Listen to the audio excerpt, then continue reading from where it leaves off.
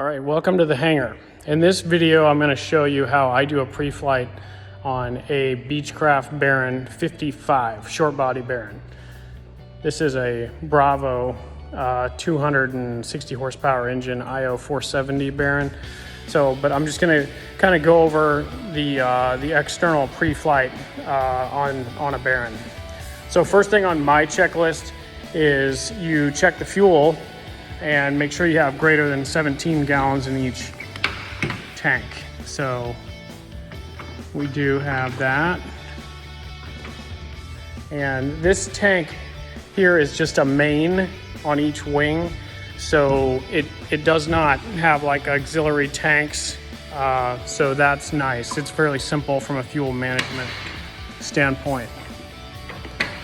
And then the next thing is ensuring that you have greater than 10 quarts of oil per engine. And so these IO 470s, the recommended range is 10 to 12 quarts. And so the minimum is 10. In the fuel tanks, the capacity is 71 gallons each. However, only 68 is usable. So that's kind of the beginning of the checklist, just the oil and the fuel level. Okay, so this is the right wing tank, and 71 US gallons, 68 usable. So, and you can check that and make sure that it corresponds with the fuel gauge inside as well. So this is where you check the oil and look on the dipstick and make sure it has at least 10 quarts there. Okay, and then we'll go over to the left wing and check the same thing. And the fuel should be blue and not oily in appearance. Otherwise, somebody might have mistakenly put Jet A fuel in the tank. So this is the left engine. And as you can see there, or maybe you can't see, it's a little dark. It says 11, so we're good. Okay, so the next thing on the list is making sure you have your airworthiness registration, your pilot operating handbook, and your weight and balance in the airplane. And I checked that. We always keep a complete copy of the pilot operating handbook in the cockpit. Then the next thing is to make sure your control lock is removed and the gear switch is down. Okay, so walking up to the airplane, there's a foot rest here, a step, and then there's this non-slip surface on the right wing. And then coming in the airplane, you just double check that indeed, yes, the gear is in the down position, and you double check that all the switches are off, which under here you can see they're all off. Okay, next thing on my checklist is I ensure that the cowl flaps are in open position and the trim is in the neutral position and fuel selectors are on.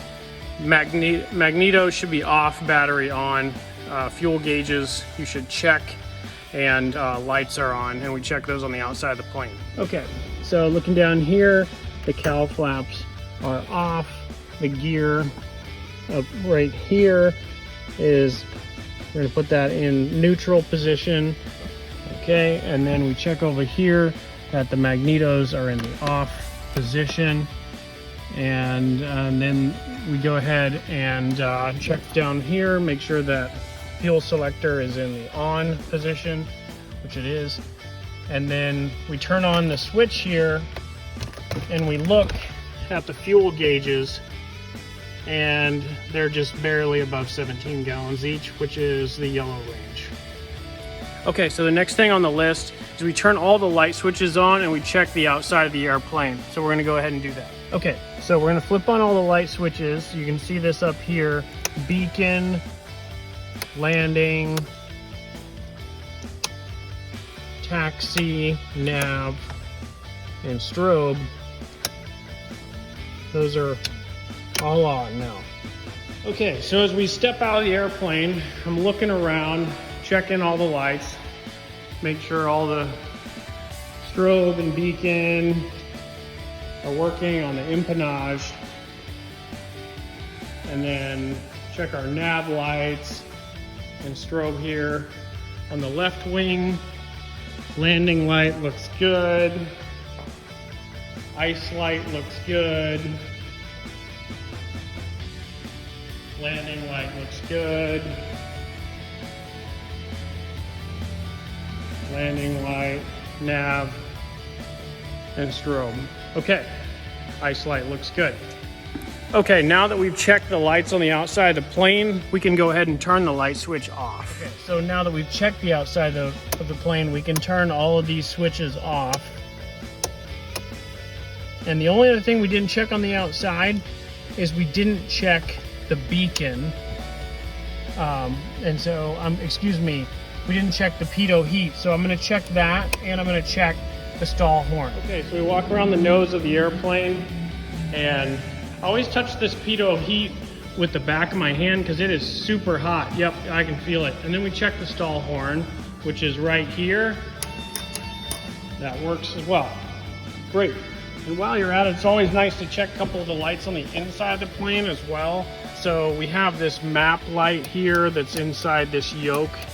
And then we've got another one over here that works.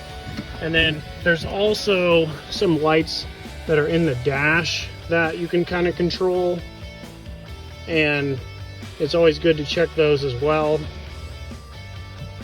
Make sure that you can dim everything and control that if you're flying at night. Okay, so now that we've checked the lights on the outside, the next thing I like to check is I like to check the flaps and then do my walk around again and check kind of all the other things on the outside of the plane. Okay, so now we're gonna put the flaps down. So I'm gonna go ahead and turn on the power, and then the flap switch is actually right here. And we're gonna put that on. I'm gonna look at the flaps going down. Okay, so our flaps went down both sides. That's always a good thing. And then we kind of walk around and check our right fuselage, check the baggage door, the static port here, check all the antennas, make sure that nothing is bent or broken, kind of check the empennage control surfaces and the tie downs, all of that stuff. And then there's a cabin air inlet over here, an outlet you want to check, another static port that you want to check, make sure that that's not blocked. And then there's a whole bunch of fuel sumps underneath the plane that we're going to check. But in the meantime, we're kind of checking just the control surfaces, making sure that the left wing looks good. So I'm going to walk underneath there, make sure that specifically the pitot tube is not blocked. And then you kind of look at the gear just generally and the cowl flap just to make sure that nothing is looking bent or needing maintenance. Look in the cowling to make sure that there's no bird's nest. Look at the gear again, the nose gear, make sure that there's nothing needing maintenance there. Same thing underneath the nose. Right main gear, check that, right cowling, and all that looks good. So this is a great example of where you check the oil before and you want to close this door before you take off. Okay, right wing, check all that. So this is kind of our second exterior check because we checked the lights and now we're checking all the control surfaces, all that looks good. So now that we've checked like the empennage, the fuselage, the wing, the nose, the next thing to do on the exterior of the plane is to sump the fuel, which basically there are 4 sumps under each wing, and what you do is you drain the fuel and you look for sedimentation or water or any impurities that might be in the fuel. You also make sure that it looks like avgas and not jet fuel. So this is how you do this. There's 4 sumps under each wing in a Baron, and so This one here, what you do is you push up and twist in this style, and then you see the blue fuel kind of draining into our reservoir here. You check each of those fuels. And ideally, you would do this after the fuel has been added to your plane, so that the newest fuel that you've added is what you're checked. So again, you know, when you start flying a bigger airplane and you ask for fuel, you know, you've got a line guy who maybe can't tell if your airplane is a jet plane, or he may have just filled a diesel requiring Diamond DA 42 or 62, and so he may not know that your airplane requires avgas. He may think it looks like a jet because he may have just filled a Cheyenne 2 turboprop, and so if he puts jet fuel in there, it's going to stop the engines right away. So that's why you got to look at the top of the fuel level as well, because the avgas will float to the top of the avgas. Okay, so once we've sumped all the fuel, we look at it and we look for water in the bottom and any imperfections. And ideally, you'd put this back in your tank if you don't have any place to put it. I have a tug over there on the floor that runs on avgas as well. So I'm going to take this from the plane and I'm going to put it in the tug. Once we've done the exterior checklist, then you begin the before start checklist and the starting engines, after start, taxi, before takeoff, run up, etc. So there's more things to do inside the airplane, and we'll do those kind of in stepwise fashion. Just to give you an idea of my avionics and my panel setup. So my primary flight instruments, I've got my airspeed indicator, my altimeter, my attitude indicator, my turn coordinator and slip skid indicator. And then over here, I've got some of my engine instruments. So I've got my engine RPM, my manifold pressure, my fuel gauges, the alternator load meter down here. My nav1 is a Garmin 530. So I'm going to go ahead and just turn these on so you can kind of see what they look like. In the center here, this is a Aspen primary flight display, and it also has an HSI, horizontal situation indicator, as well as a attitude indicator that is linked with the Garmin 530. So as the Garmin 530 kind of turns on, you'll be able to see what that looks like. And up here we have our radio stack. So we've got a COM 1 and a COM 2, and then we got a transponder down here.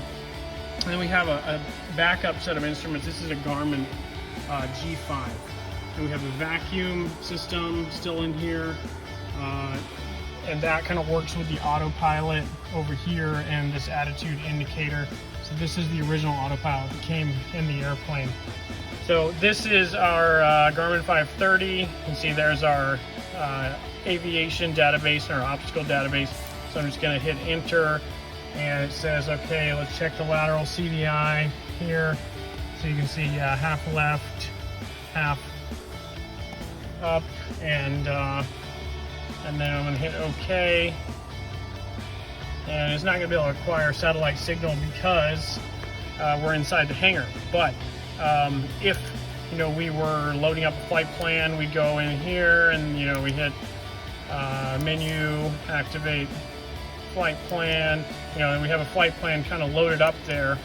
I'm going to hit the control button, and it's kind of got our whole flight plan there mapped out. And I guess it knows we're in Camarillo, but it doesn't know exactly where we are. This is what an Aspen primary flight display looks like. So what's nice about this is the kind of in-between between talking to the legacy autopilot and the Garmin 530. And it's still a nice autopilot 2-axis. It's functional, and it has heading and vertical speed, climb and descent mode, has approach mode, and it has GPS steering with the Garmin 530. So I really like it. Okay, I'm going to shut down the avionics here in the airplane, and we'll continue with this at a later date. If you have any questions, just comment below, and thanks for watching. So this is a checklist that I made for myself to use. It's not commercially available, but it's just the normal procedures and the emergency procedures. And I basically read through the pilot operating handbook and made that myself.